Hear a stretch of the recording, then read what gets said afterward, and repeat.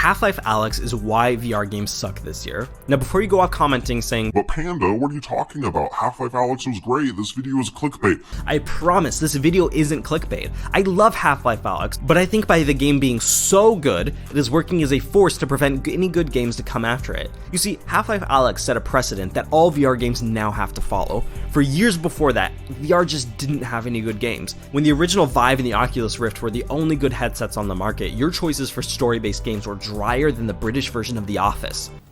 Yeah. One of the best games at the time was Arizona Sunshine, a zombie shooter that does a great job of making me never want to visit the Grand Canyon state. But that was one of the best games out there, and even that one lacked any depth or real story to immerse you in. Then Boneworks and The Walking Dead Saints and Sinners came out within months of each other, and they were both some of the best VR games that VR had to date, and they still both had their issues. But then, shortly after that, the glorious Half-Life Alyx was released.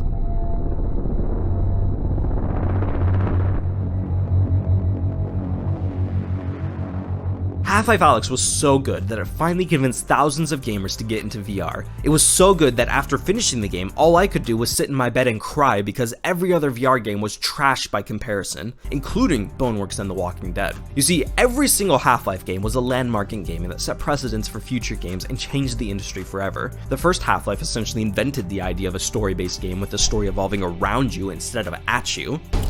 Not dying today! And the second Half-Life revolutionized game graphics, character animations, and gameplay mechanics. This is hardly surprising because to work at Valve, you pretty much have to have a PhD in astrophysical game engine art design and 50 years of industry experience to work there. Now I'm exaggerating a bit, just a little bit. But seriously, I looked at Valve to see what it would take to work at a company that pays for the entire workplace to take a vacation to Hawaii every year, and almost all positions require 4 or more years of industry experience to even qualify. There's a reason they don't accept interns. Just to understand how iconic Half-Life is for you younger gamers, man, I feel old and I'm only 25. The more popular Counter-Strike franchise originally developed from a mod for the original Half-Life game back in 1999. We wouldn't have Counter-Strike if it wasn't for the original Half-Life and a few highly talented nerds. Half-Life is notorious for taking years to develop new games. In fact, Alyx came out 13 years after the last Half-Life game, and one reason Valve waited so long to make another Half-Life game is that each game always had something new and innovative to give to the industry.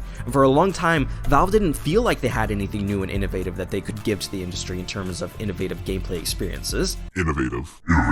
That was until VR became a viable medium for gaming, and just like every game before it, Valve came in heavy and ready to set a new precedent for VR gaming that VR developers couldn't ignore. As the developers made Half-Life Alyx, they looked at various VR mechanics with extreme scrutiny to figure out how they could solve common problems and create an immersive and fun experience like no other. For example, the developers understood that locomotion in VR presented a fundamental problem that developers had to solve, and they looked at how they could take the most common forms of VR locomotion, that is teleportation and smooth locomotion, and make them more immersive and fun. One detail they added to make this more immersive was to use a hologram of the player's feet to show where they would be teleporting to, and they also included footsteps leading to that final destination. This allowed players to visualize how they would move around the terrain and over obstacles to get to their final destination. Think about that. The company probably spent hours talking about how they could make players feel immersed by seeing how they got from point A to point B. This makes you wonder how much time they spent working on other details of the game that actually matter. They also took into consideration how player heights would affect how they perceive the environment and how they could use locomotion to get to some places and not others if they were too tall or too short. They even thought about how when you're in the middle of a firefight and you're about to run into your TV to avoid sudden death, you'll use the teleportation system to frantically avoid getting shot, and that when you're teleporting around an environment during the middle of a firefight, you probably want to stay on the ground behind cover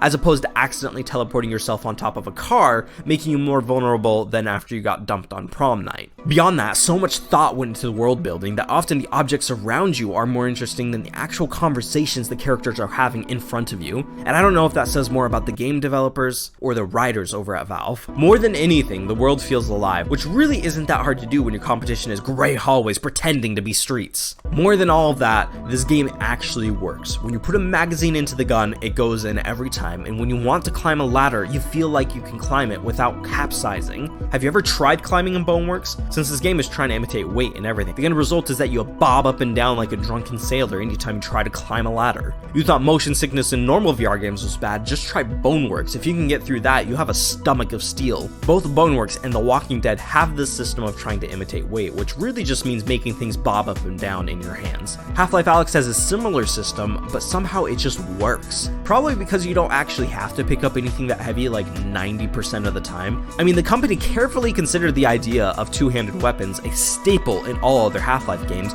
but they ultimately decided against it because aiming two-handed weapons, especially when they're trying to bob up and down, is about as precise as your drunk uncle performing heart surgery. Unless, of course, your uncle is actually a heart surgeon, in which case, well, this is awkward.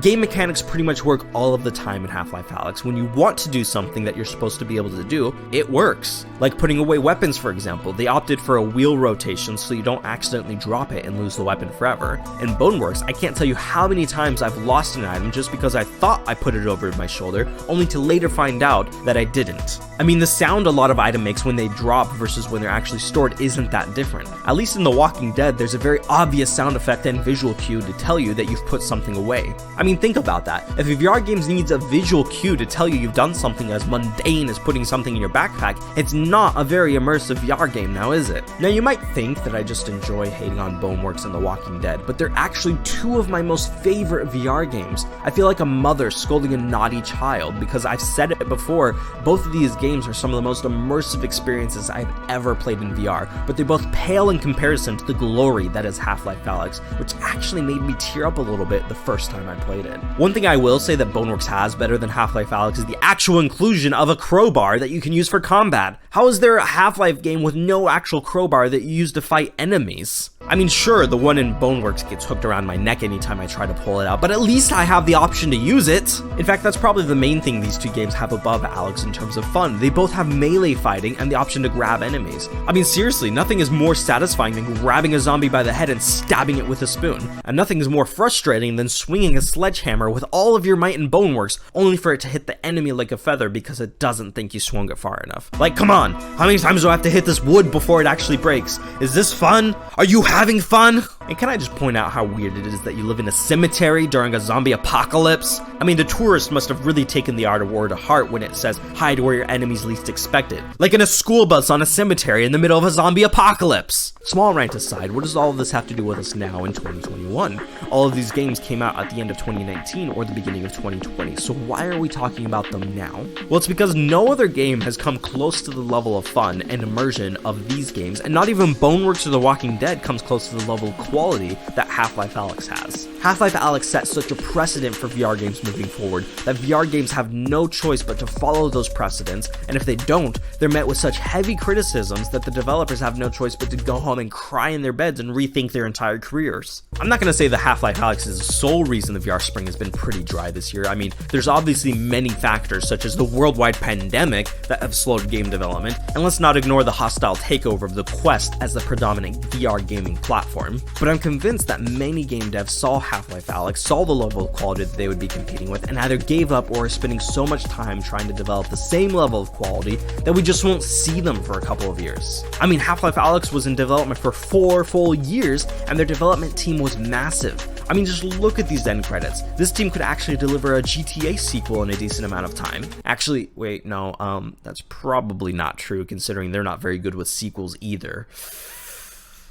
Developing for VR is so difficult and time-consuming that Half-Life Alyx ruined the industry by spoiling consumers and setting new standards for future developers. If it weren't for Half-Life Alyx, I'm convinced games like Medal of Honor or Sniper Elite would have received much better reviews from the community. And let's not even talk about the effect the Oculus Quest 2 is having on the industry, forcing developers to develop for the Quest platform if they want any form of minor monetary success. All of this in mind, you can see why the best games we've gotten so far this year are broken, uninspiring disappointments. Don't get me wrong, I enjoy games like Larcenauts and Sniper Elite, but they just aren't the AAA polished experiences that we've come to expect after Half-Life Alyx. Now, if you're just a Quest user, you're pretty lucky because you haven't been spoiled by the glory of Half-Life Alyx. I mean, there's a reason that most Quest users like games like Sniper Elite and view them more favorably than most VR veterans, PC master race gamers like us. We know what's possible in VR, we know the level of immersion it can have, and we want more of it. Thankfully, we just got the announcement that Lone Echo 2 will finally be be releasing this year at the end of August. And I'm so excited for this game because the first one was pretty on par with Half-Life Alyx in terms of polish and game design and just the amount of immersion. Sure, the game wasn't that long and the story lacked,